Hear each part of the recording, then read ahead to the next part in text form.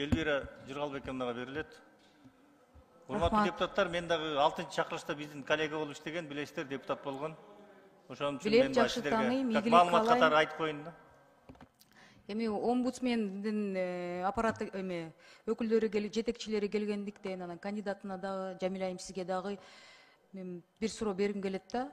Мына акыркы 2 күндө массалык маалымат каражаттарында, соц тармактарда, жалпы Кыргызстанда болуп жаткан журналисттерди куугунтуктап атат. 11 арасында аябай жаш кыздар да көп экен. Адамдары камалып кетип атат.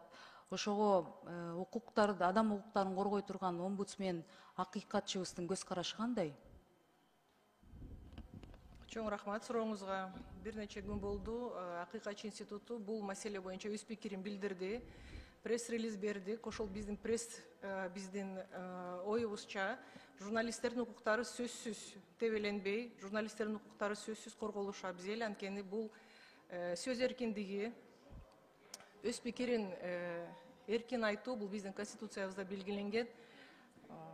Адам укуктарынын жалпы декларациясында белгиленген, жарандык жана саясий укуктар жөнүндө эл аралык пактта бул нормалар белгиленген жана журналисттин кесиптик ишмердигин коргоо жөнүндө Кыргыз Республикасынын мыйзамында кепилденген. Мен бул суроону эмнеге берип атам, Жамиля айым? Сиз мурда башкы прокуратурада иштеп кеткенсиз, укук коргоо органдарынын системасын жакшы түшүнөсүз. Жаныбек мырза УКМК системаны жакшы түшүнөт да, соразмерность эмне дегенди жакшы билесиздер да. Мисалы Бишкек шаарында Бишкек асфальт сервистин маселесин мен канча 1-2 жылдан бери көтөрүп келип айтып жатам. 800 миллион сом мурдалып, ал киши 25 миллион сом бюджетке тоюп коюп жыргап жүрөт да. А Бишкекте 50 чоң көчө жасалбай калды. Бирок ошол эле убакытта бизди сындаган бийликке келгенде ушундай экен да, саясатта жүргөн адамдар массалык маалымат каражаттардан, журналисттердин критиканы алабыз, биз ага көнүш керекпиз. Кыйын убакытта биз журналисттерге жалдырайбыз. Кыйын убакытта мен өз башыман өткөн нерселерди айтып атам да. 2005-жылдары мен Атамбек Бакиев таратып кеткенде, ошол эле Ата Азаттыкка, ошол эле 24 KG'ге, ошол эле Аки Прессте журналисттердин аркасынан чуркап, мен да позициямды берип койгулачы деп сурангам да. Ошол убакыттарды мына 20 жыл өттү. Бүгүнкү күндө деген башка түшкөндө биз деген журналисттин аркасынан чуркап интервьюге берип койгула, коркпогула бийликтен деп суранчыбыз да. Анан бирок ал кездерди унутуп калып туруп, кайра эле журналисттерди куугунтуктаган деген туура эмес деп айтылып атат. Ошону сиз омбудсмен катары ушуну деген өкмөттүн жыйындарына да айтышасыздар, укук коргоо органдары менен сиздердин мамилеңиздер да бар да. Ошого бир мындай түз көз караш менен түшүндүрмө иштерин, мен ойлойм, журналисттердин арасында эмес, түшүндүрмө иштерин укук коргоо органдардын өкүлдөрү, жетекчилеринин арасында жүргүзүш керек деп. Макулсуздарбы?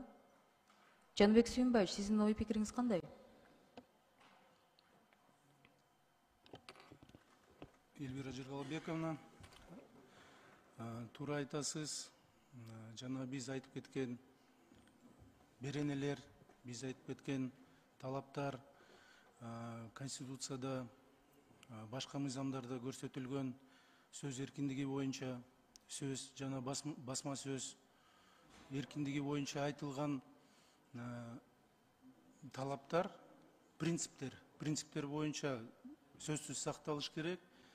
Мен жумушка киришкенден кийин колдоо көрсөтсөңүздөр, бардык юридикалык жагдайларды эсепке алып, изилдеп, жетекчилигиме сунуш киргизем деп ишендирип кетем.